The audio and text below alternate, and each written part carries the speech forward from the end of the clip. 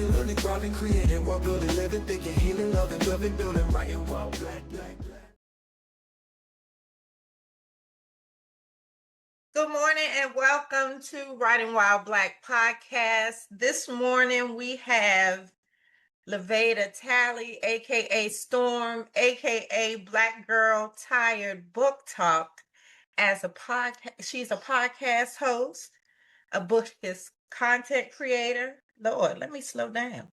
Who is deeply invested in amplifying Black voices across the literary landscape, especially those that are often overlooked in mainstream publishing. She is also the innovator and creator of the ever popular Boozy Book Tour. Her mission is to center and celebrate the stories, struggles, and brilliance of Black creatives. You've seen her on TikTok, IG, and followed her words on Substack, and now we're honored to have her here with us.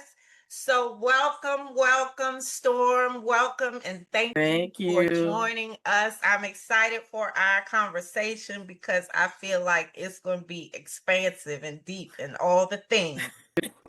So, where do I want to start? Okay, I want to ask, how do you build community around Black literature? Well, first I have to understand Black literature before I can build the community. And once I felt like I was enough in the Black literature, then it was more or less, I just stood by and just was myself. And those who wanted to be a part of that community came, and from there we were building together. Okay. All right. And what do you see? I'm diving right in just to let you know. What do you see as your role in fighting the disparities that Black authors face? I've always said, at one point in time, I said I wanted a seat at the table, right? That's been the go-to for a lot of people. I want a seat at the table where the movers and shakers are. Then I said I want to build my own table. I want to be the mover and shaker. Yeah. Now I'm at a phase of my life, like I want to be the foundation. I want to be the land, the foundation to be built on.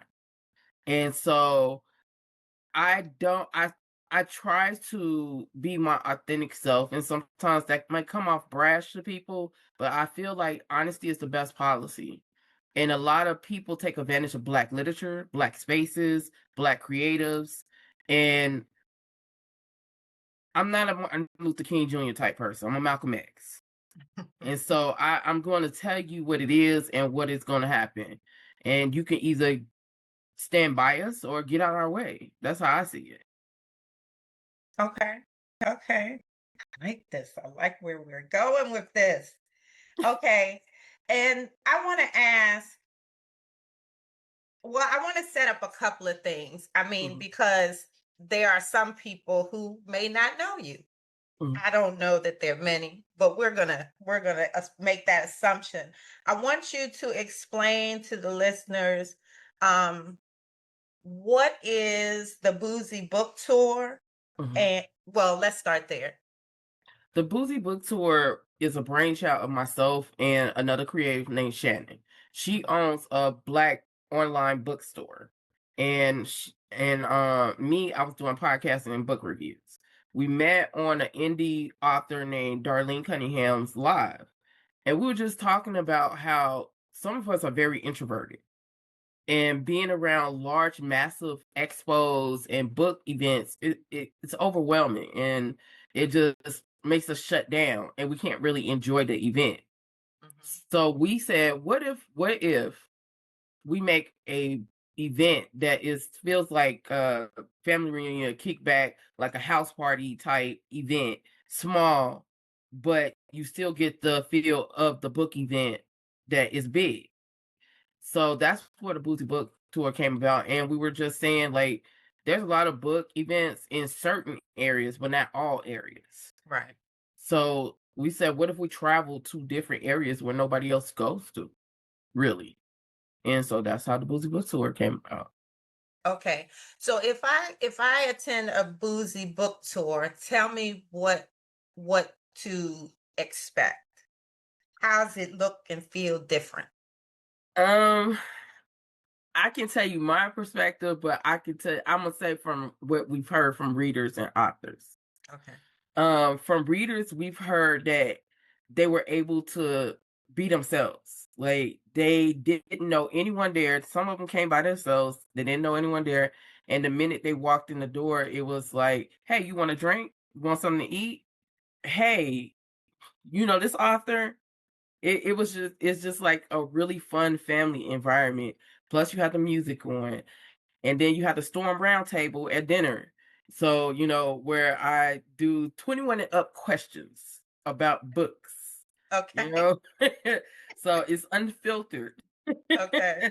So while you're eating dinner with the authors, you're mixing and mingling, they're having conversations with the readers, and you get a Storm Roundtable where I just throw out random questions or random topics and y'all discuss them. So y'all are having conversations that you wouldn't have regularly. You know what I'm saying? At the book signage, you don't have long lines because you're able to get through the line because it's a small event. We don't sell over hundreds of tickets. We sell a max probably 60. Okay. Okay. Okay. So I'm guessing that Costa Rica is not on your boozy book tour event location list. Yet. So Yet. so Yeah, I'm yeah. wondering, have you done DC? I know you're going to Arlington, We have Virginia. not done DC, but we are looking into doing Rochester, New York. Okay. All right. Reason we're not doing DC is because there's already book events around DC, and we don't want to step on any of those because when we do our events, we look at the calendars. Mm-hmm. Before we even say, "Hey, we're gonna do this event," we make sure that we're not doing an event at the same time because readers want to see certain authors, and we might have a certain author, and they might have a certain author. We don't want them to pick and choose. We want readers to be able to experience it. So it's always we work around everybody else's schedule. Okay. I did see you're going to be in Arlington, Virginia, though. Didn't I see that? We're going to Which is be. It's going to be Arlington and Fairfax, Virginia. Okay. Okay. I'm not gonna make that, but okay. It's not about me. It's not about me. Okay. Um, good. I'm glad you explained that because I would see it, I would see mentions of it and see things on IG, but I always felt like everybody else knew what it was, like it was part of the culture and I didn't know what I was coming in late on the conversation. I mean, the Boozy Book Tour, we're switching gears anyway because we have book signings and then we have a melanin ball. Every Black History Month we do a melanin ball. Last Black History Month we did Tulsa on Black Wall Street, and it was Harlem Nights theme. Everybody was in their flapper dresses and tuxedos, and we were at the hotel and had a big book signing and meet and greet and a brunch. It was beautiful. It was all Black every day, and then we had the award show where we handed out awards to Black authors, and it was just a very beautiful Black event. Next year we're going to Las Vegas and we're doing the Melanin Ball, and it's going to be based off a Kid Plays house party. So it's a pajama jam the whole weekend, 3 days of pajamas. You know what I'm saying? So we try to make it as Black and culturally relevant as possible. So we're now moving into theme events. We won't be doing regular book signings. So it'll be 3 events coming from Boozy Book Tour every year. So it will be our Melanin Ball. This one is going to be in Las Vegas in 2026. Our next one is going to be in Dallas in 2027. And then we also have a dungeon night where we do multicultural, interracial. I saw that. I Yeah. was like, BDSM, erotica, because we try to get a lot of genres that people think are niche and they're not. So that dungeon night is catered to interracial, multicultural, erotica, and BDSM books. and that's in Chicago, right? No, that one's going to be in Denver, Colorado. Oh, okay. And Chicago's our Colorado anniversary. people. It's a lot. Okay. I don't want the other city I just said to stick in their minds. It's in Colorado, the Dungeon Night. Okay. Yeah. And didn't I see some Boozy Book Tour pajama merch Yes. for the We having Boozy Book Tour pajamas and blankets and stuff. So if you want to wear Boozy Book Tour silk pajamas, we'll have those. Okay. I'm gonna have to look at that date again. Have to look at the date. Okay. I'm excited. It's like this whole new world is opening up to me since I've become an author. Like things were happening that I didn't know about. Who said that could happen? Okay. Oh, I want to ask, what is Pause for Literacy? Pause for Literacy is a campaign where we focus on literacy in schools. America in itself has the education level of sixth grader. Right. And a lot of children don't read. They're streaming, they're online, but they're not reading. So this is our investment into trying to get kids to read virtually, like going online like KU and reading it like that. You know what I'm saying?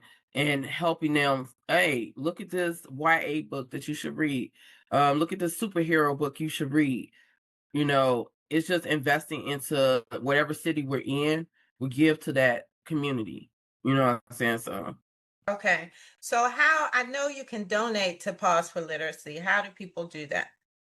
How do people donate to Pause for Literacy? Anytime you buy a ticket. Oh, okay. Okay. Some of the proceeds goes to that. Anytime you buy a ticket. Okay. All right. I like it. Okay. I'm going to pause and shift gears and let Angela jump in because I have a lot more questions, but I'm hogging the mic. All right, peace. It's Angela. What's up? Okay, what's up? Okay, so look, my question has to do with your journey in terms of your relationship with books and literature. When I listened to your questions, I told you I was listening to your podcast. A lot of your questions seem very composed and written like you're a writer, like a poet. And so it made me curious about your relation. Like, do you write? What is your relationship with books? When did you fall in love with literature? And stories and Black storytelling and Black us. Yeah. I'll shut up. A lot of people know my story, but it's a difficult one. So I was in the military, 12 years, Marines and Army. And I came out after doing 2 tours in Iraq with severe PTSD. And it was crippling to the point that I couldn't even leave out the house because everything had me paranoid. In 2014, I decided to go back to college, to go to medical school. Was about to graduate with my bachelor's, and then I caught COVID before they had the shot. So I had it so bad I wound up in the hospital and I was on oxygen and they didn't think I was gonna make it. So it was a lot. When I did come through and got home, on top of my PTSD, I had depression from the symptoms that post-COVID had left me because I had nerve damage so severe on my left side that I couldn't, because I used to bodybuild, I used to play football, I was very active and I couldn't do it anymore. And so it really made me feel helpless, you know, to the point that I wanted to just clock out, you know, and then my family was going through it because I had PTSD from the military. And I was online one day, and it was a moment of I was at my wit's end for real, honestly. I'm very strong, but PTSD has a way of just fucking you up. I'm sorry for cussing. Hey. But I had just got diagnosed with sociopathy. So, and I didn't know, because my mood swings and my anger, and it got to the point I just didn't feel anymore. I was kind of numb to everything. And I didn't know, you know what I'm saying? But at my grown ass age, I'm like, all this stuff is happening to me all at once. What did I do to deserve all this? All I did was try to serve my country, and this is what's happening. So I was online one day, and I saw Wright, author Kenya Wright, a video of a book she had wrote. It was a paranormal. And before I went to the military, I used to love paranormal, but when life was life and I had no time to read. So I said, you know what? I'm gonna check it out.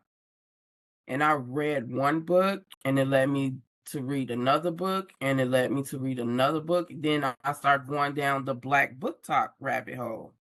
And then I saw so many Black authors because I was used to reading all white authors.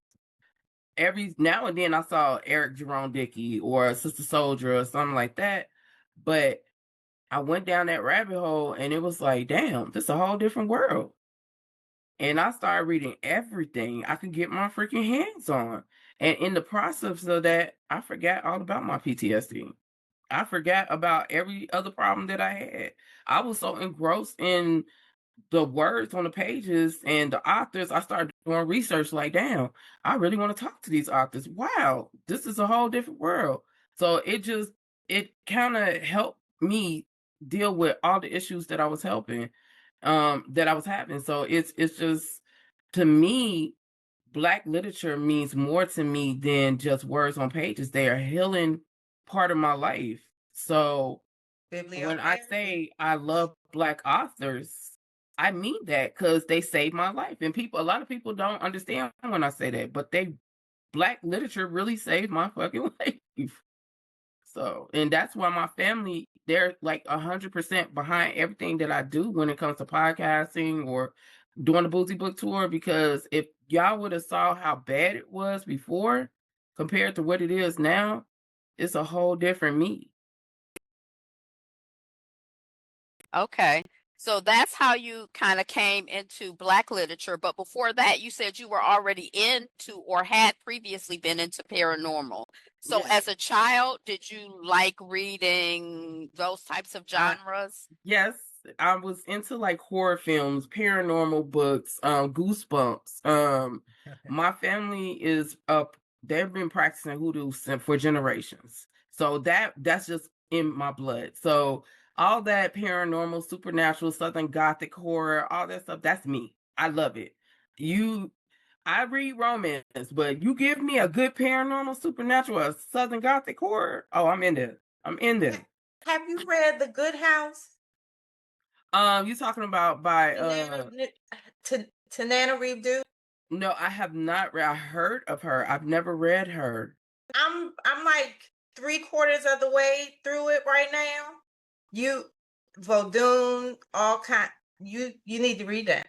You need to read that. I I'm haven't sorry, read go that ahead. up to Nana Reeves, but I just want to say that I love her African Immortals series. That's kind of how I came into her.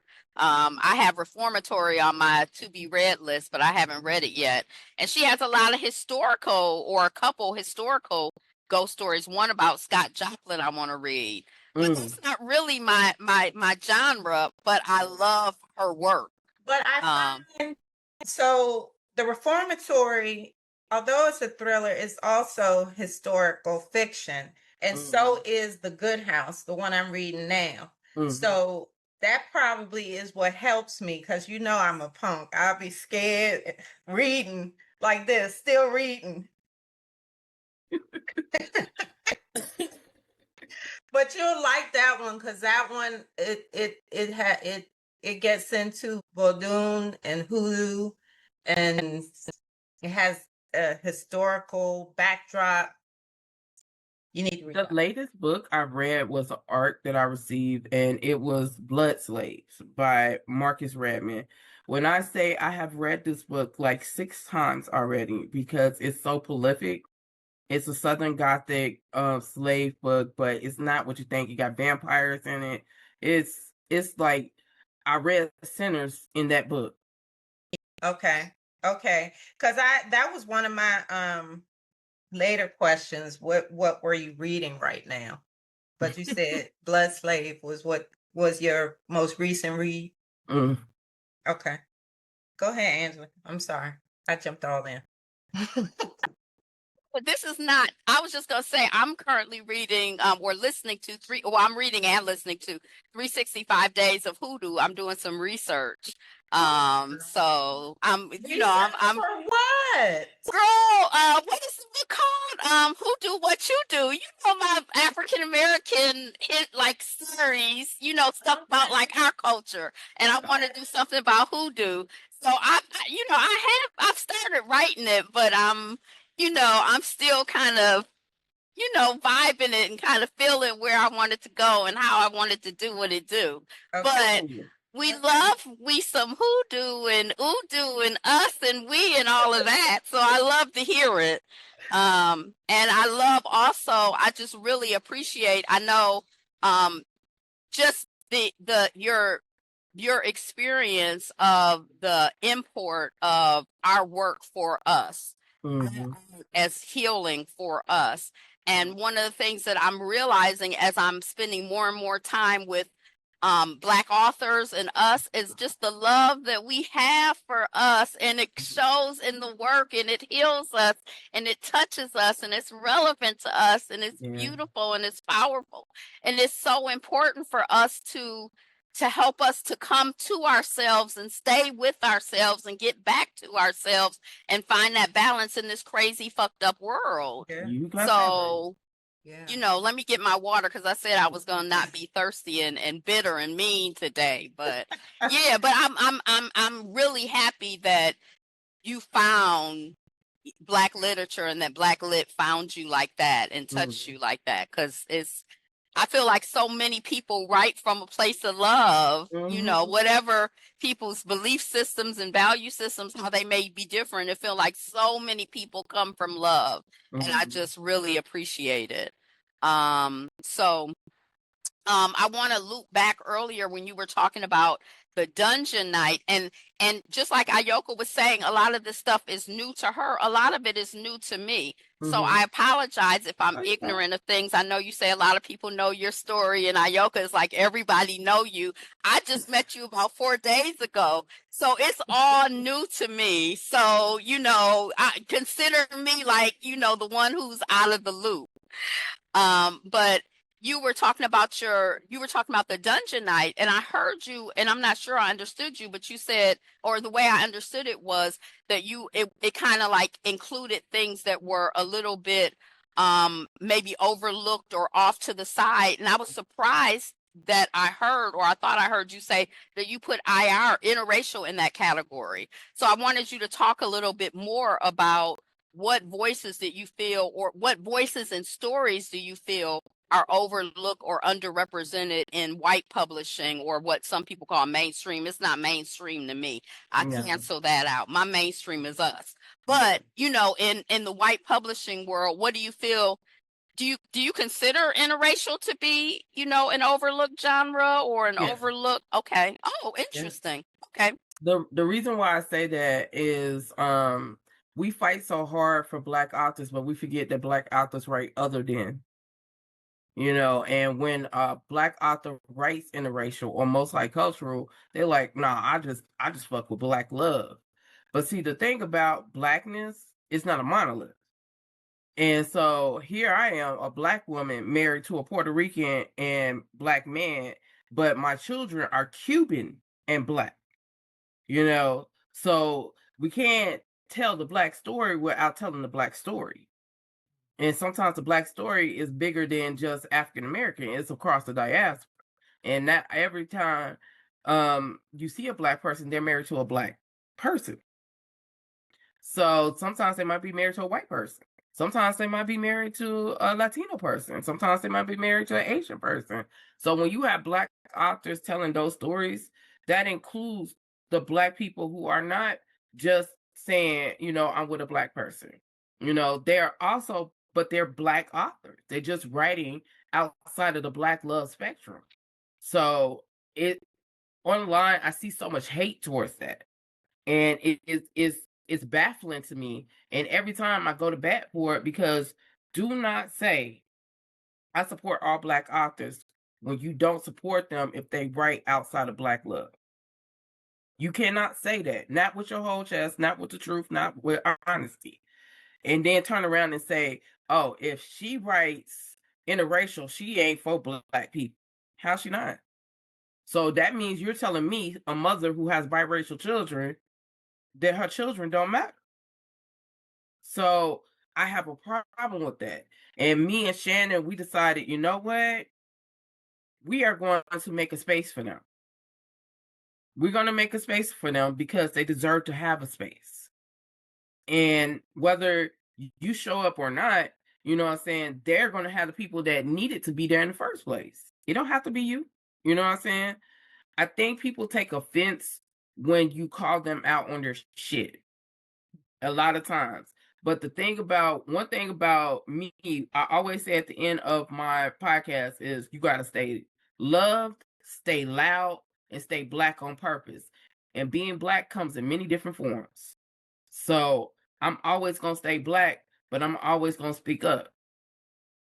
It's interesting because, again, as I say, I'm kind of coming in to Black literature in this stage of my life newly. And from my perspective, I feel like interracial stories get pushed to the forefront and interracial authors get pushed to the forefront. So this is a total different perspective from my experience. They get hated on so bad. Now I ain't gonna hold you in that white man's world, that traditionally publishing world. They want Black authors who switch their characters from Black to white. Yes, because they think that sells. But in the indie world, it's not the same. There is this imbalance of, oh, you read interracial, you're not real Black, you're not really with the cause. It's like the house nigga and the field nigga. That's what's happening right there.